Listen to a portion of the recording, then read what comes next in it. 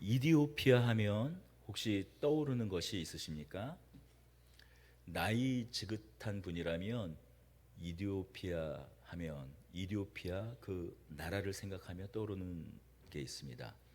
6.25 전쟁 때 아프리카에서 유일하게 유엔 참전국으로 지상군을 파병한 국가입니다. 당시 3,518명 거의 400명을 우리나라에 파병을 해서 121명이 전사하고 536명이 부상을 당했다고 합니다. 아프리카 자신 나라의 삶도 팍팍한데도 불구하고 우리나라의 공산화를 막기 위해서 약 4천 명의 병사를 파병한 국가. 나이 지긋하신 분들 또 6.25를 겪으신 분들이라면 이디오피아를 그렇게 기억하고 있습니다. 좀 젊고 패션에 관심이 많은 분이라면 세계적인 패션 모델 나오미 캠벨을 기억하실 겁니다. 나오미 캠벨에게 주어진 별명이 있었죠. 별칭이 있었습니다. 그것은 아프리카의 흑진주라는 별칭이었습니다. 바로 나오미 캠벨이 이디오피아 출신이었습니다. 나오미 캠벨을 필두로 하여서 그 이후로도 흑인임에도 아름다운 구릿빛 피부를 그 피부의 자태를 뽐내며 그 나오미 캠벨 이후에도 많은 아프리카 여성들이 세계 패션계에 진출해서 오늘날까지도 여전히 두각을 나타내고 있습니다.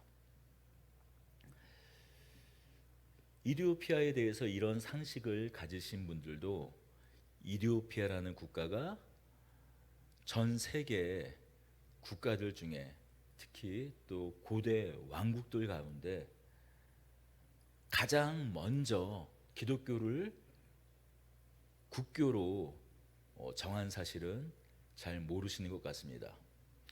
로마가 기독교를 국교로 인정한 것이, 국교로 공인한 것이 주후 서기 392년에 기독교를 로마 제국이 국교로 삼았습니다. 물론 313년경에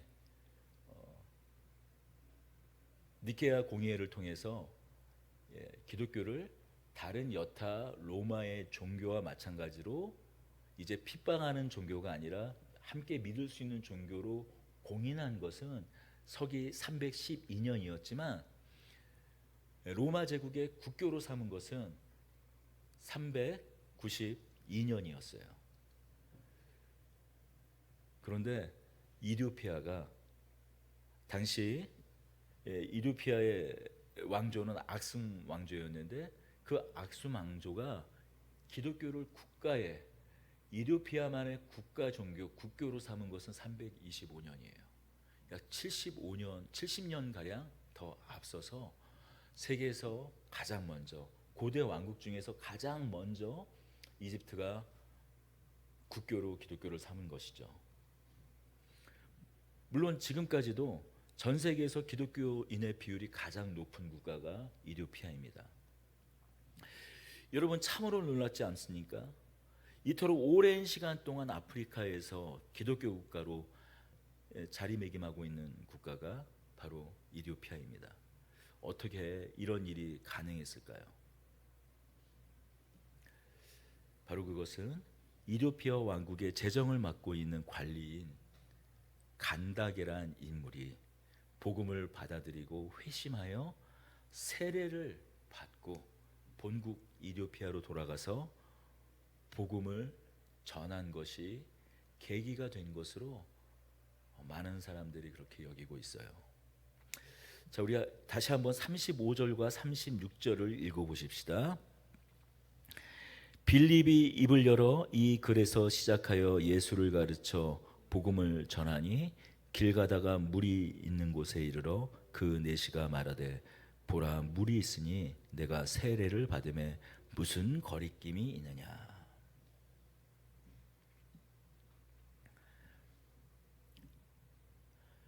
바로 간다게가 빌립의 복음 전함을 듣고 그가 회심하고 복음을 받아들이고 예수 그리스도를 믿고 세례를 받아 다시 그의 나라로 돌아가 복음을 전한 바로 그 이유로 말미암아 이집트가 오늘날까지 기독교 국가로, 아프리카의 기독교 국가로 여전히 남아 있을 수 있었습니다.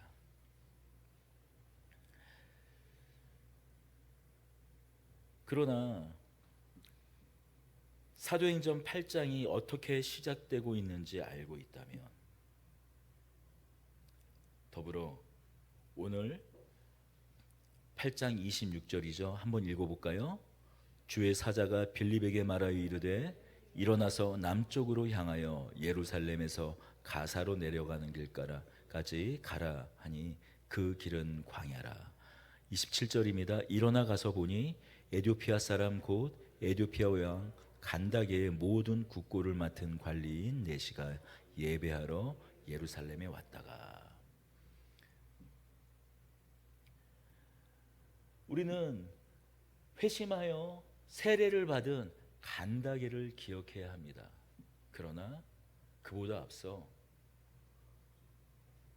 하나님의 말씀에 순종한 이 빌립을 다시 한번 주목해야 합니다.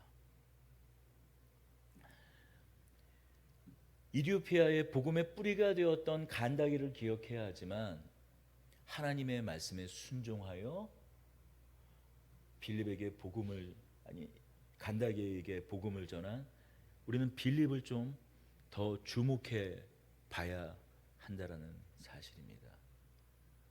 왜냐하면 빌립의 순종이 없었다면 그가 간다게에게 복음을 전할 일도 없었기 때문이죠. 사도행전 8장 1절부터 이어지는 빌립이 처한 상황을 본다면 과연 이 빌립의 순종을 통해서 우리는 그냥 단순한 빌립의 순종을 그냥 빌립이 하나님의 말씀에 순종했구나 그렇게 물론 볼 수도 있겠지만 그가 하나님의 말씀에 어떤 상황에서 순종했는가를 우리가 살펴봄으로써 순종이 우리가 말하고 있는 것, 이 본문을 통해서 순종이 어떤 것이란 것, 순종의 본질이 무엇인가 우리는 살펴볼 수가 있어요. 빌립은 사마리아 대부흥 사건의 주인공이었어요. 사도행전 8장 1절에서 5절을 살펴보면 이렇게 말씀합니다. 그날에 예루살렘에 있는 교회에 큰 박해가 있어 사도 외에는 다 유대와 사마리아 모든 땅으로 흩어지니라. 경건한 사람들이 스데반을 장사하고 위하여 크게 울더라.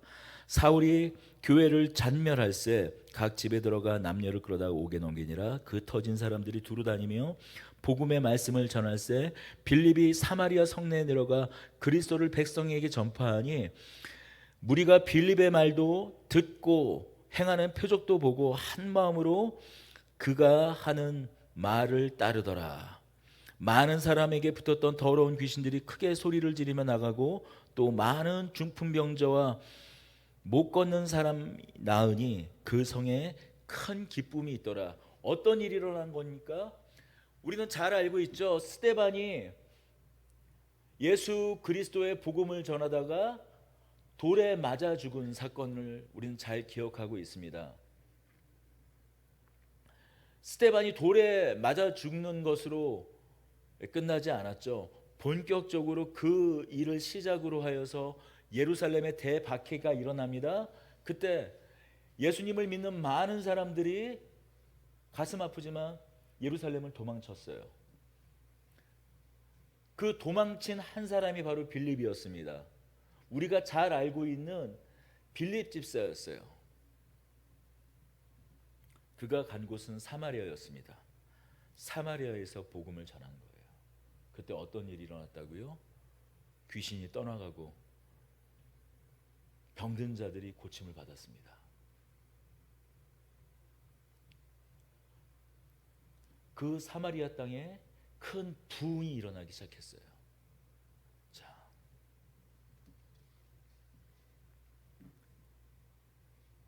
그런데 바로 그때 빌립에게 주의 사자가 나타나서 남쪽으로 예루살렘을 지나 가사로 내려가라고 명령합니다. 가사로 내려가 끝까지 내려가라고 말씀하는 거예요. 아니, 사마리아 땅에 스데반에게 닥쳤던 그런 박해가 다시 일어난 것이 아닙니다. 모든 일이 잘 풀리고 있었어요. 경영하는 사람이라면 이렇게 표현할 수도 있을 것 같아요. 사마리아 땅에 새로운 황금 어장이 생긴 거예요. 자, 예루살렘이 이제 레드 오션이 되었다면, 말 그대로 레드 오션이죠. 복음을 전하면 피가 튀기는 곳이 되었으니 레드 오션이죠. 그런데 사마리아 땅에 복음의 황금기가 시작됩니다. 귀신이 쫓겨나고 병든 자가 고침을 받고 사마리아 땅에 큰 기쁨의 일들이 넘쳐납니다.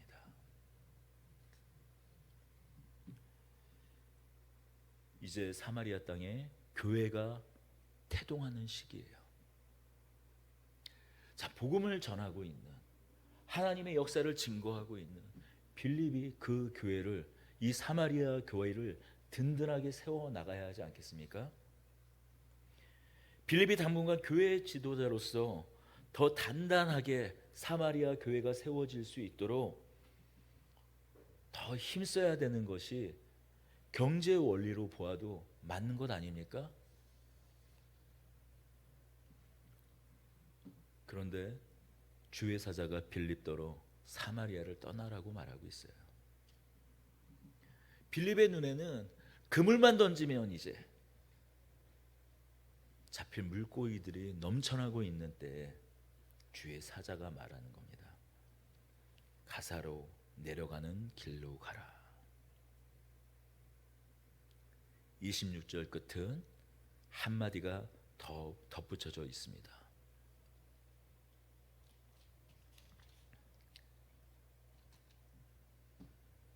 그 길은 광야라. 그 길은 광야라. 눈앞에 선명하게 보이는 그 길을 버리고 광야로 내려가라고 말씀하고 있어요. 광야는 어떤 곳입니까? 사람이 없는 곳이에요. 풀 한 포기도 찾아보기 힘든 곳, 그곳이 광야입니다. 아니, 가라고 하시는 건 좋죠. 그래, 다른 곳으로 가서, 사람이 좀 더 많은 곳으로 가서, 아니 사마리아만큼은 아니지만 이렇게 좀 사람이 모여 있는 곳으로 가라고 하지 않고 광야로 가라고 하고 있어요. 아니, 복음을 전하는 사람에게 복음을 들을 수 있는 사람이 있는 곳으로 가라고 해야지, 사람 한 명 구경하기 힘든, 풀 한 포기조차 찾기 힘든 광야로 내려가라니 말이 되는 소리입니까?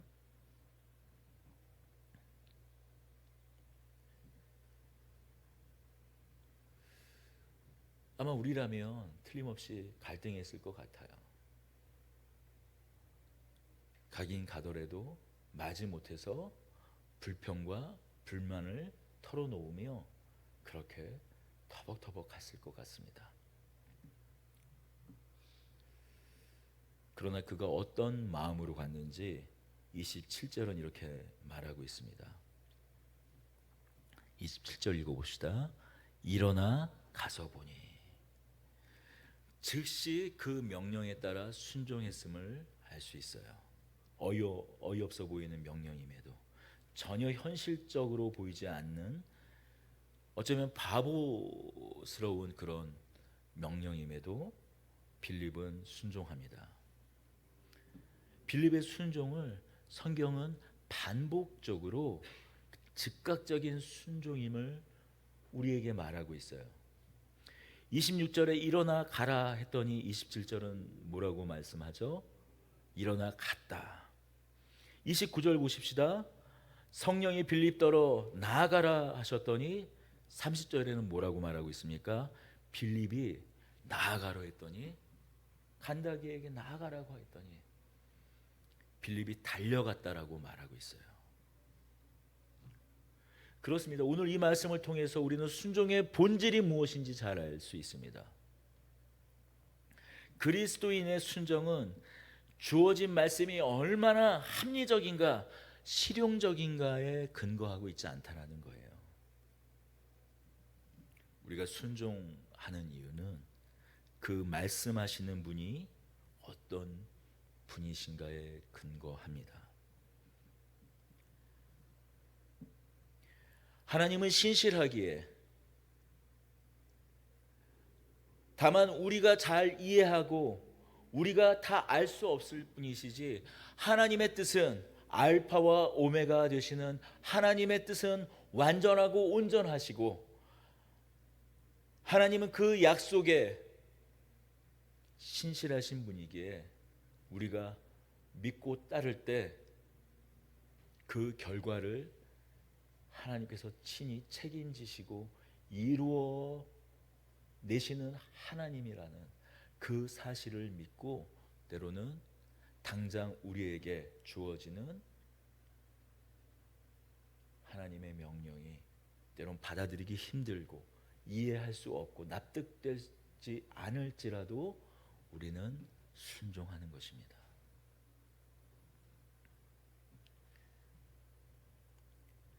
그 말씀하시는 하나님에 대한 절대적인 신뢰가 우리를 순종케 합니다. 그러므로 그리스도인의 순종, 그것은 판단력이 없어서 그렇게 하는 광신적인 맹종과는 다릅니다. 우리의 순종은 믿음이 없는 사람들은 감히 넘볼 수 없는 하나님에 대한 인격적인 신뢰의 표현입니다. 바로 그것이 순종이에요.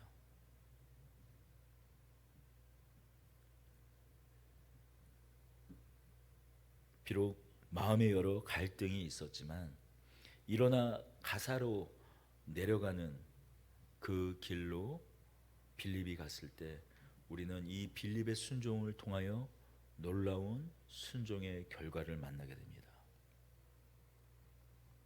빌립은 한 사람을 만납니다. 수레를 탄 사람입니다. 아마도 수레를 탔다고 했을 때 물론 말이 끌었을 수도 있고 사람이 끌었을 수도 있지만 아마도 빌립 간다게 이외에도 몇 사람이 더 있었을 거예요. 간다게 한 사람뿐만은 아니었을 겁니다. 여러 일행들이 이디오피아의 국고를 맡고 있는 재정장관, 그를 수행하는 사람이 한두 사람이었겠습니까? 설사 꽤 제법 많은 사람일지라도 사마리아 그 성 안에 있는 사람들과 그 수를 비교할 수 있겠습니까?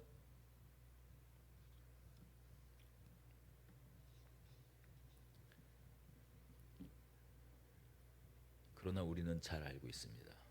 이 간다게라는 인물은 그저 단순히 한 사람이 아니었습니다. 그저 단순히 우연하게 빌립을 만나 예수 그리스도의 복음을 들은 단순한 한 사람이 아니었습니다. 어떤 사람이었습니까? 이디오피아의 재정을 담당하고 있는 그 국가의 2인자였어요. 어쩌면 이디오피아라는 국가 하나가 그 자리에 서 있던 것입니다.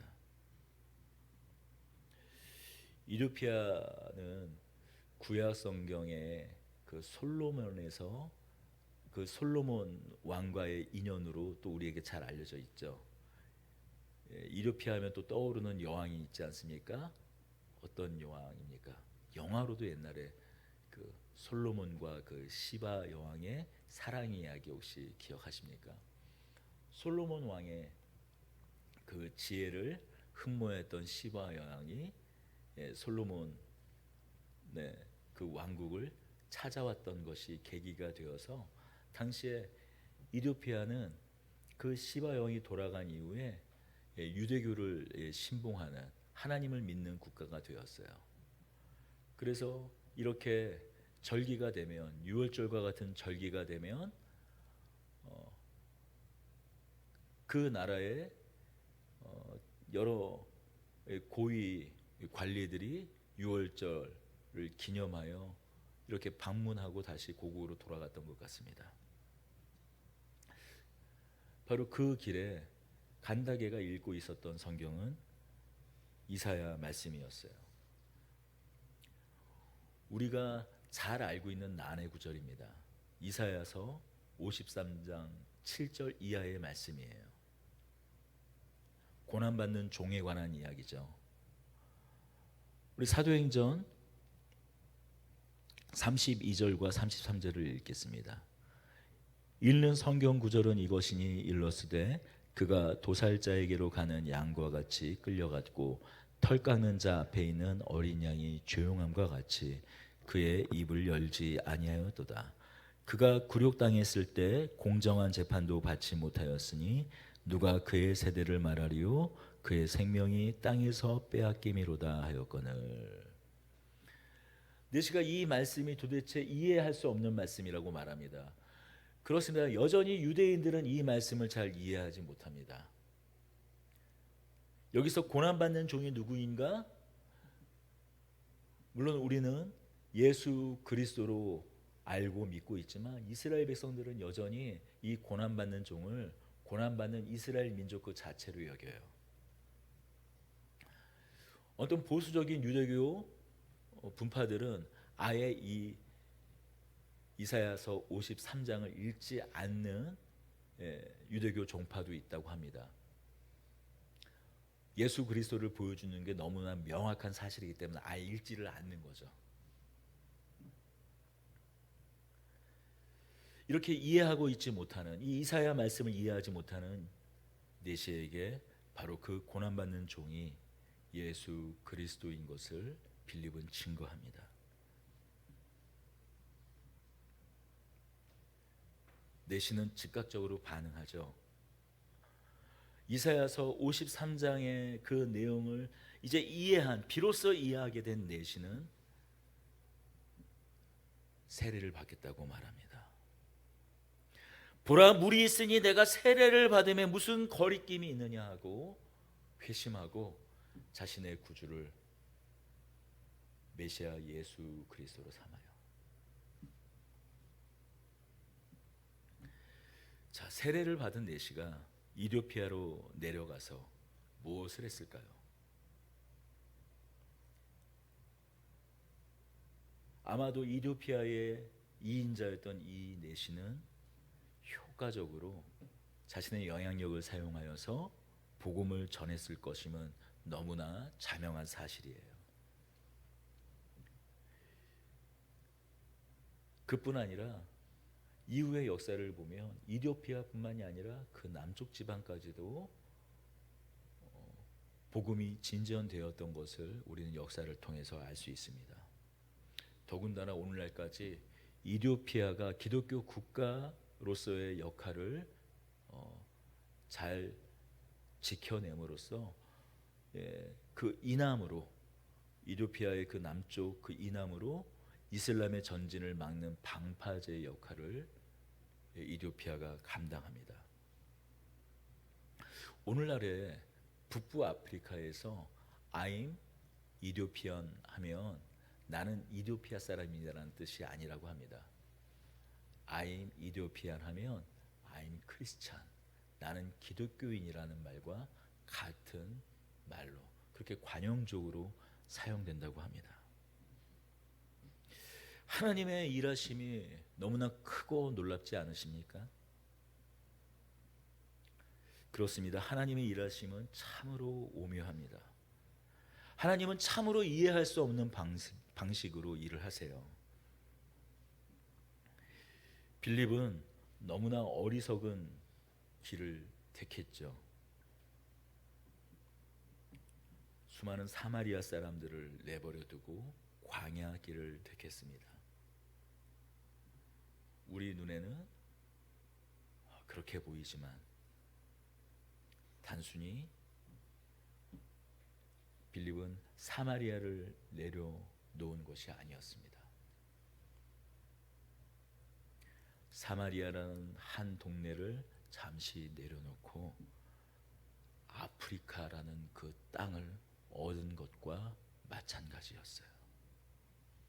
여러분, 이것이 순종의 능력, 순종의 결과입니다.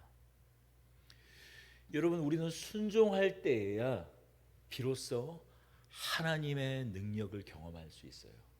아니, 순종하지 않고 하나님의 뜻을 받들어 순종하지 않고 어떻게 하나님의 능력을 경험할 수 있습니까? 모든 것이 뻔한 상황에서, 모든 것이 그래 합리적으로 납득될 수 있는 상황에서 선택하는 것을 우리는 순종이라고 말하지 않아요.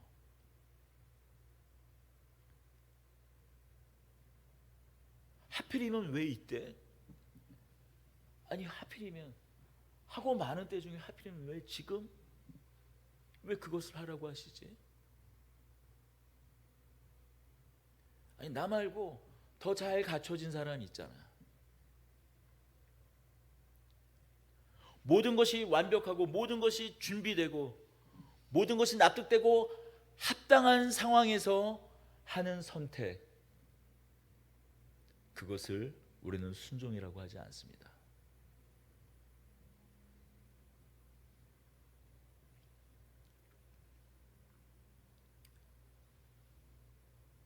비록 우리가 다 납득될 수 없는 때, 그런 상황일지라도 하나님께서 말씀하시기에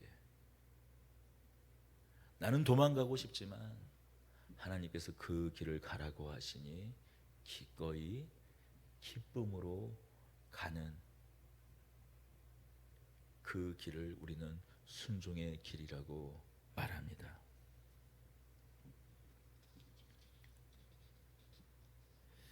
여러분, 하나님께서는 이 크고 지혜로운 구원의 역사를 하나님이 직접 하실 수 있어요. 하나님이 직접 하실 수 있어요. 하나님은 어떤 하나님이십니까? 돌들을 통해서도 우리가 찬양하지 아니하면, 우리가 찬송하지 아니하면 돌들을 통해서도 하나님을 찬양케 하실 수 있는 하나님이세요.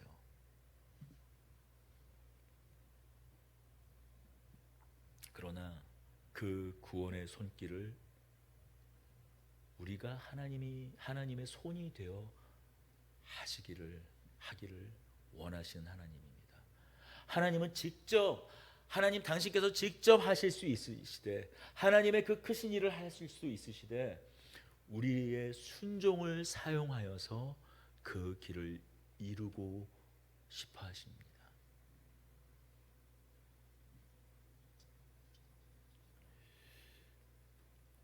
그러니 언뜻 우리가 보기에는 그것이 얼마나 미련해 보이는지 모릅니다.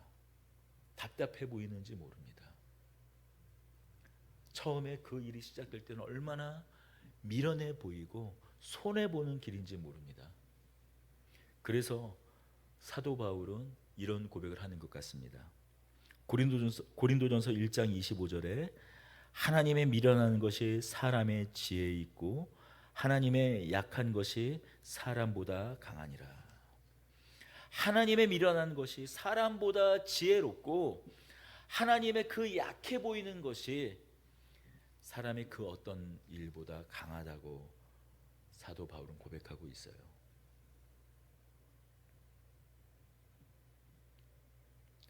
때로 하나님의 하시는 일이 너무나 비효율적으로 보일지라도 하나님의 일하심은 결코 이상한 일이 아닙니다.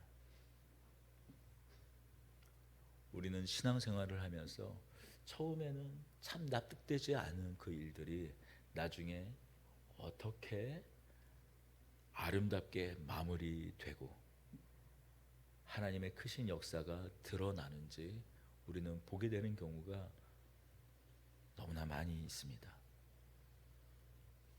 시간이 지나고 나서야 우리는 깨닫게 됩니다. 우리의 믿음이 이와 같습니다. 성경은 믿음에 대해 이렇게 말하죠.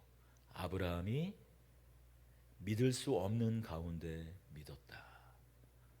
갈 바를 알지 못하고 하나님의 말씀에 순종하여 고향 친척 집을, 그 아비의 집을 떠났다라고 말하고 있습니다. 모든 안전이 확보된 그곳, 당시에 가족을 떠난다라는 것, 이웃 친지들이 있는, 자신을 보호해줄 세력이 있는 곳을 떠난다라는 것은 죽음과 같았습니다.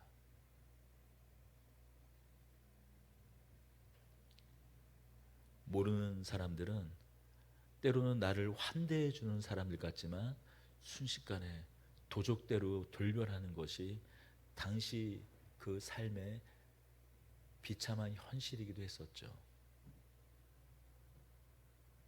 우리의 믿음이 이와 같습니다. 그래서 믿음의 선배들은 믿음은 바라는 것들의 실상이요 보이지 않는 것들의 증거라고 말씀하기도 하죠. 여러분, 어쩜 우리 앞에 놓여져 있는 삶의 현실이 그렇게 갑갑할 때가 있을 것 같습니다. 잘 납득되지 않을 때가 있습니다. 그때 하나님께서 원하시는 그 길로 우리의 발걸음을 지체 없이 내딛는 것, 그것이야말로 내가 하나님의 크신 일을, 하나님의 놀라운 능력을 이제 비로소 경험할 때가 되었구나 하는 그 확신을 가지고, 그 믿음을 가지고 우리의 순종을 통하여 하나님의 그 크신 일을 목도하고 바라볼 수 있는 저와 여러분들이 되기를 축복합니다. 기도하겠습니다. 하나님 아버지, 감사합니다. 매일매일 우리 삶에 힘겨운, 납득되지 않는 일들을 만나고는 합니다. 그때 원망과 불평의 입술보다는 단순히 맹종이 아닌 하나님의 신실하심을, 합력하여서 선을 이루시는 사랑의 하나님을 바라보고 주의 말씀에 따라 한 걸음 한 걸음 내딛는 저희가 되게 하여 주옵소서. 우리 주 예수 그리스도의 이름으로 기도드리옵나이다. 아멘.